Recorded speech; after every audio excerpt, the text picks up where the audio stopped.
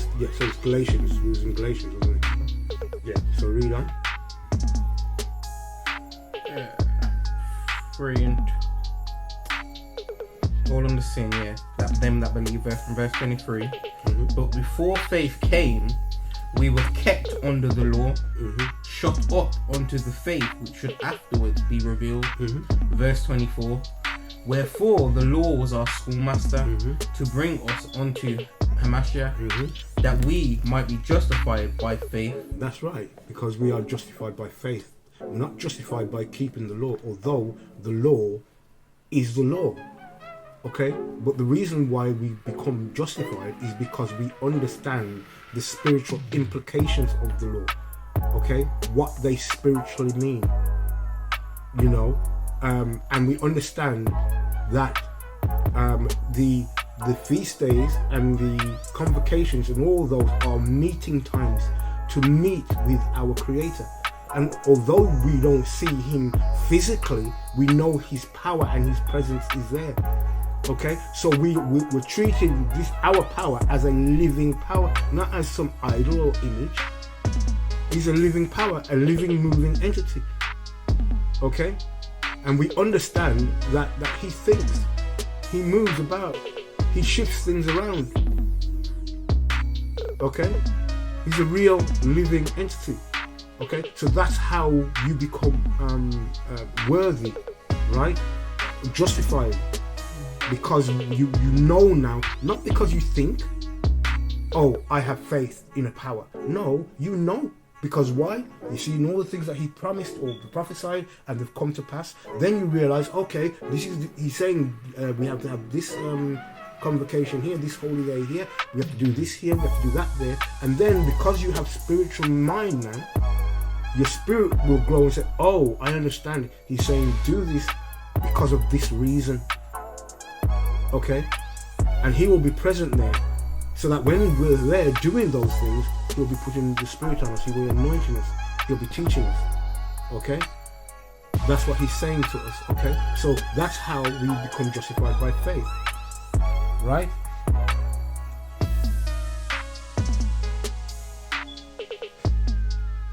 So Messiah came to do all that for us, and to give us the Spirit in the last days, so the Spirit will come upon us. Okay, and he had to go and solidify that in the heavens, right, so that he could send the Ruach after he went up into the heavens. We know that he went back up because in Acts they were looking up when he was taken up.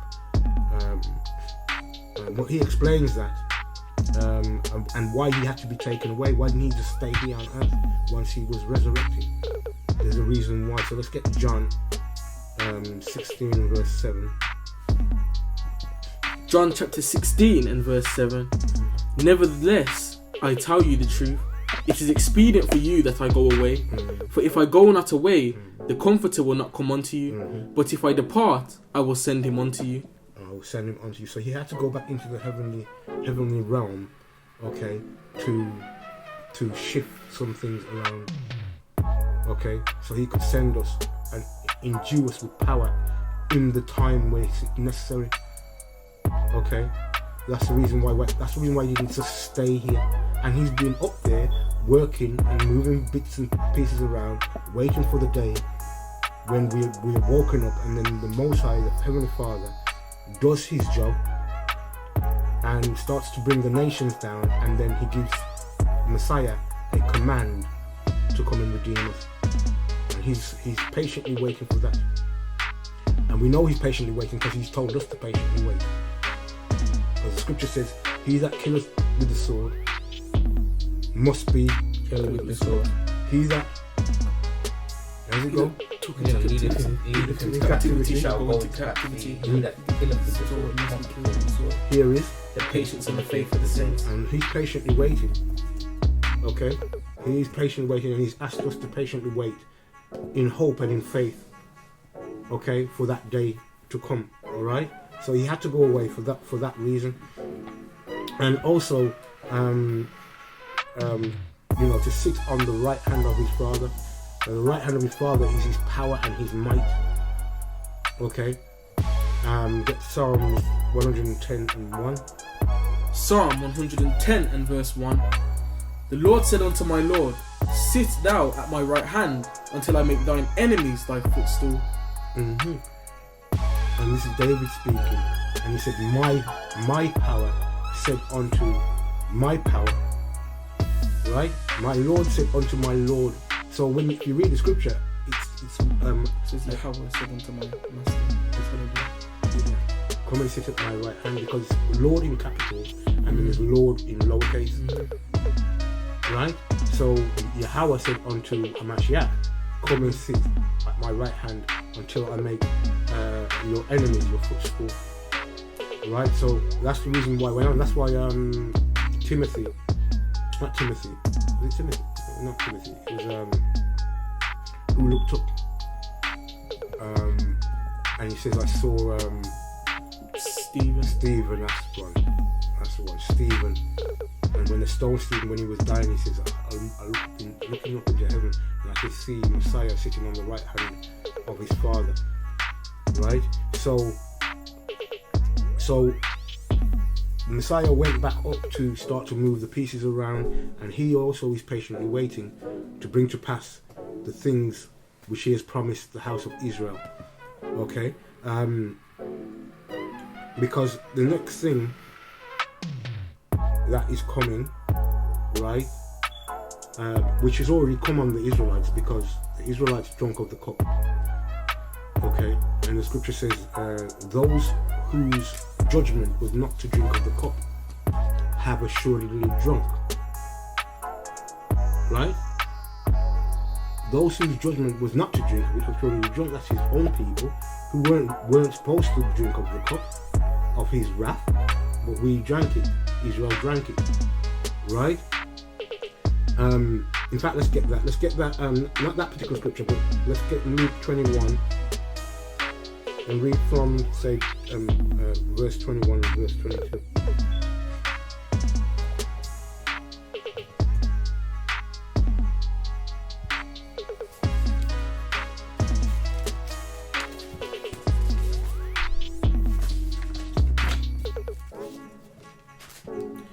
Luke chapter 21, and I'll read from verse 21. I'll read from verse 20. Actually, it says, and when ye shall see Jerusalem compassed with armies, then know that the desolation thereof is nigh. Yeah, the desolation thereof is nigh. Yeah. Then let them which are in Judea flee to the mountains, and let them which are in the midst of it depart out, and let not them that are in the countries enter thereinto. For these be the days of vengeance.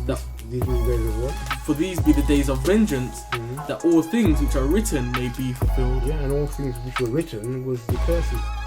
And the day of this is the day of vengeance. It was a day of vengeance on Israel. That's why when Messiah came and he read Isaiah, he didn't go to that next line when he says day of vengeance, because there's another day of vengeance coming. Well, he's going to be dealing with that one. Okay? So we drank of the cup.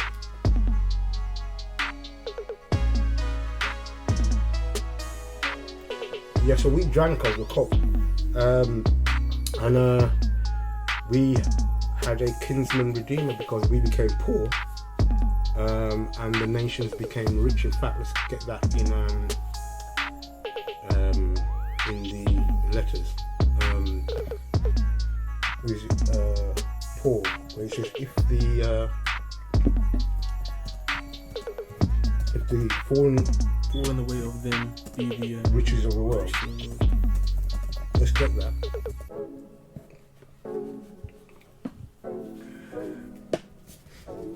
Because we had to fall away and discontinue from our heritage, and we had to become poor. While we became poor, the world became rich. Okay, and they built all their nations, all their governments on the backs of Israelites, and didn't pay them a red cent.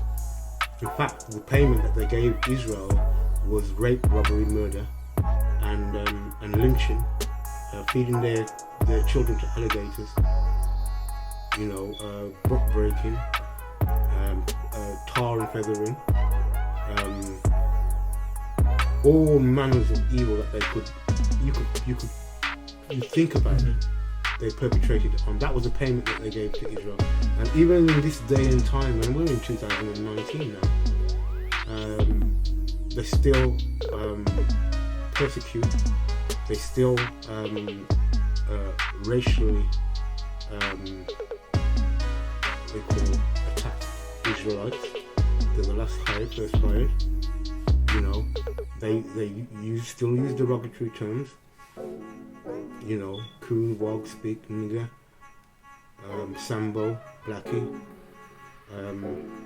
You know, they still hold them down, and they still steal from them. They steal their culture, steal their music, steal the way they sing, the way they talk, their mannerisms, everything, right? Because we had to fall away, okay? We had to fall away first for us to get the understanding. And the Heavenly Father allowed it to happen, but He didn't want them to go as far as they did. They pushed the affliction further than what it was supposed to do. Yeah, we were supposed to go into servitude. Yeah, we were supposed to be under the nations, but they weren't supposed to do the things that they did to us. Okay, that's why vengeance is coming. That's why kinsman-redeemer, one of the words is vengeance. Okay, to repay for the wrongs which were done unto the children of Israel. But we had to fall away. Let's get that scripture then. What Paul brings out. Romans chapter 11 and verse 12.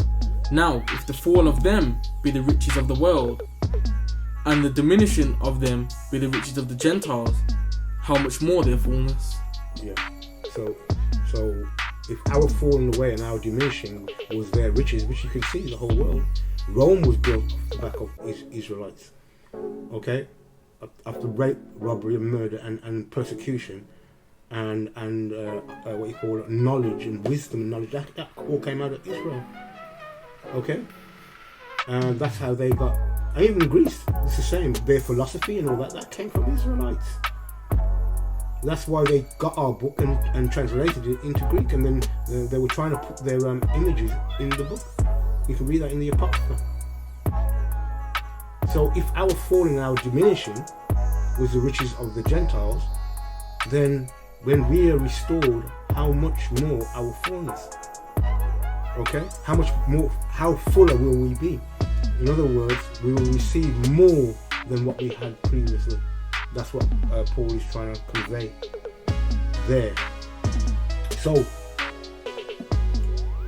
our kinsman-redeemer is the one who's going to bring back our fullness. In fact, He's already paid for us for the fullness to come in. The time is short now, and the kingdom is on its way in. The kingdom of Zion, or the kingdom of the heavenly kingdom, the capital of that is a place called Zion. You can find it in Tel Arod, in South Israel. Okay, Tel Arod, South Israel, and there's the Tabernacle of David there.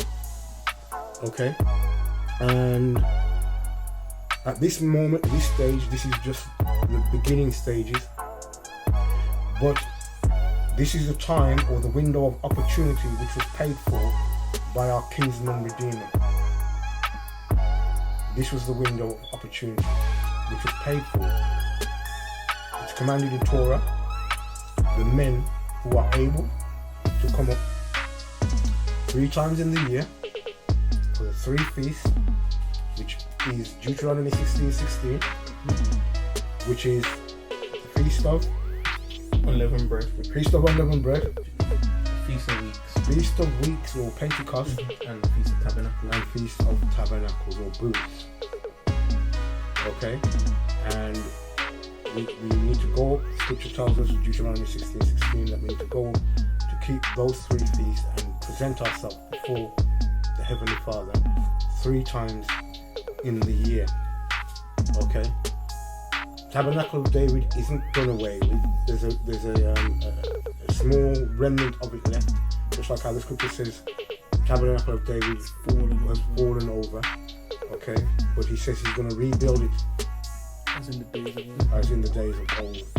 So we strongly urge the men of Israel, if you are able-bodied and you are able to come up, to at least come up. If you can't make it 3 times, at least try once a year, one of the feasts. Maybe in the next year another feast. Maybe the year after another feast. You know, obviously because I know it's about cash, about money. You know, you can't do nothing in this current world without money. Okay, so if you are able, if you're not able, then you still should be preaching about Zion, because that's where our capital is. The scripture tells us that the law is going to come out of Zion. The law is going to come forth out of Zion, which is the capital. It will be the capital of Jerusalem. And when Messiah comes, that's where he'll be reigning from. Okay, that's where his throne will be. Okay, so with that, it's a very long topic, kinsman-redeemer, and there's still a bit more to tackle on it, which we will tackle in the next podcast. In regards to what's going to take place, or what did Messiah achieve by doing the sacrifice he did for Israel? How is that going to play out? And what's going to be the things in the last days? What's going to happen before Messiah comes? What should we prepare ourselves for? Where are we at exactly in the timeline? What we should be thinking of doing in the timeline that we're in now? Okay, and what should we be thinking of doing, and what should we be doing? Okay, so with that, I hope this was an edifying lesson. I hope you learned something. And we're going to close out by saying all praises to the Most High and His only begotten Son, Mashiach Yahushua. And we're going to say Shalawam to all the Akiyam out there who are preaching the word in truth and sincerity across the 4 corners of the earth, and to the Aqua. You see the scripture as well. Who are listening. Oh yes, and we have to say the scripture because we're talking about Zion and we're preaching the gospel of the kingdom. So let's get this last scripture, because I spoke about Zion, so this scripture has to go with the teaching of Zion, which is the gospel of the kingdom. Read on. Matthew chapter 26 from verse 6. Now when Jesus was in Bethany in the house of Simon the leper, there came unto him a woman having an alabaster box of very precious ointment, and poured it on his head as he sat at meat. But when his disciples saw it, they had indignation, saying, To what purpose is this waste? For this ointment might have been sold for much, and given to the poor. When Jesus understood it, he said unto them, Why trouble ye the woman? For she hath wrought a good work upon me. For ye have the poor always with you, but me ye have not always. For in that she hath poured this ointment on my body, she did it for my burial. Verily I say unto you, wheresoever this gospel shall be preached in the whole world, there shall also this, that this woman hath done, be told for a memorial of her. So wherever this gospel of the kingdom is preached, then this, Messiah says, will be brought out to go along with the gospel for a memorial of the woman who anointed him with the oil. You know, so, and the reason why he's done that is so that you can distinguish what is the true gospel. You know, because there's many people saying they're preaching the gospel. Okay, who do you believe? Who do you believe? You have to look at what Messiah says, and then look in the world and see who else is doing what Messiah says will come to pass in the end days. Whoever's doing what Messiah says they'll be doing in the last days, they're the ones who are preaching the true gospel. Okay? So with that, I pray you got that understanding. And those of you who claim that you're preaching the gospel, one thing is, the gospel is Zion, the raising up of the tabernacle of David. Okay? So if you're going to be preaching Zion, you've got to preaching the tabernacle of David, preaching the kingdom coming in. You've got to be preaching about Zion, because that's where the kingdom's going to be coming in. Once you're doing that, then that scripture needs to be attached to your gospel to make people know you are preaching the true gospel that Messiah said would come to pass in the last days. Okay, and with that, so all praises to Yahweh Ba'ashim, Yahweh Shai, Yahweh Ba'ashim, Mashiach, Yahweh Shai. All praises and Shalawam, brethren. Shalom. I just want to say, remember to subscribe, like, share this video, this podcast. Check out our social medias. Check out the website. Share. It's all about building our nation. It's all about unity and brotherhood, and ultimately the kingdom, about Zion, raising up the 144,000 so we can get out of here. Once we've raised up Zion, once the 144,000 are sealed and the elect are sealed, then the end can come, and then we'll be in our rightful position. So keep strong in the faith, Israel. Endure to the end. Blessings again out to everyone pushing this truth wholeheartedly and as it is written. And we'll see you in the next part of the podcast. Shalom. Shalom, Israel. Just keep pushing this truth. Keep pushing it out there. Enduring the faith. Because we've got a long road ahead of us. And the Most High returning. The Most High has put his power back on us. And now we're getting understanding and getting truth. He's woken us up in these last days for a reason. So if you're even listening to this, it means that he's woken you up for a reason, to do a job and to help to wake up the lost sheep of the house of Israel, to help to wake up our brothers and sisters wherever they're scattered, because a lot of us are still sleeping.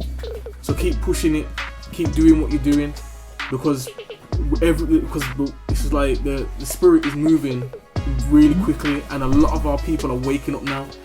So the more and more we learn is the more and more we can become autonomous, the more and more we can become a nation, and that we can flow back and forth from Zion, come back and then start teaching our people and start bringing them back to Zion and making them also appear before the Most High, because that's what the goal is. The goal is to build the kingdom, to rebuild the tabernacle of David.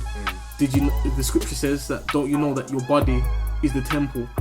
So we're building that body of Israel. We're rebuilding that body of Israel. So keep pushing it. Don't give up, because the kingdom is coming in. Shalawam.